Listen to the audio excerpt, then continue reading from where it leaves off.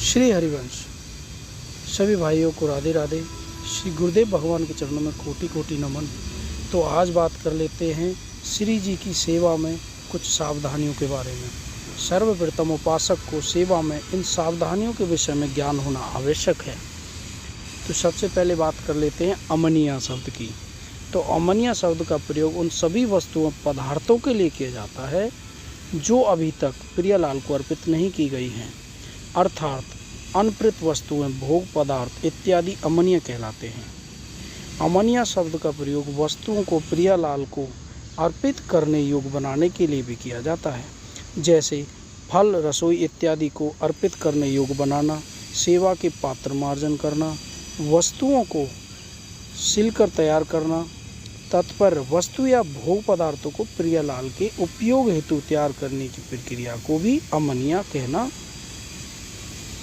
करना कहते हैं। अब बात कर लेते हैं प्रसादी की। उपासक द्वारा प्रियलाल को अर्पित की गई कोई भी वस्तु या पदार्थ को जब प्रियलाल ग्रहण कर लेते हैं तब उन्हें हम प्रसाद या प्रसादी वस्तु कहते हैं। और अब बात कर लेते हैं पवित्रता की।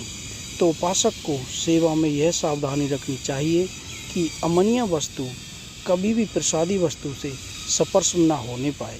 यदि अमनिया वस्तु प्रसादी वस्तु से स्पर्श हो जाती है तो वह वस्तु भी प्रसादी हो जाती है, उसे प्रियलाल को अर्पित नहीं करना चाहिए। सेवा करते समय उपासक को पूर्ण स्वच्छता का ध्यान रखना चाहिए, जैसे सेवा पदार्थों की स्वच्छता, सेवा में प्रयोग आने वाले वस्त्रों की स्वच्छता, स्वयं की स्वच्छता, जैसे श्री जी को स्पर्श करने से पहले एवं प्रसादी वस्तु को स्पर्श करने के बाद स्वच्छ जल से हाथों को धोना इत्यादि।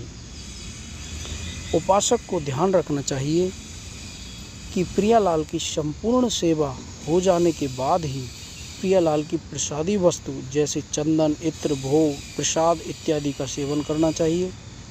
सेवा के बीच में किसी भी वस्तु का प्रयोग नहीं करना चाहिए। उपासक इस बात का ध्यान रखे कि जो भी वस्तु श्री जी की सेवा के प्रयोग में आती है, यदि वह भूमि आदि के स्पर्श से युक्त होती है तो पहले उसे स्वच्छ जल से प्रक्षालित करके ही श्री जी की सेवा में प्रयोग करें।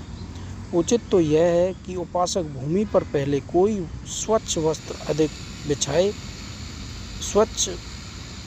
आदि बिछाए, फिर ही कोई वस्तु जो श्री जी को सेवा में उपयोग होती है उस पर रखे। उपासक को श्री जी की सेवा में जाने से पूर्व इस बात का सदैव ध्यान रखना चाहिए।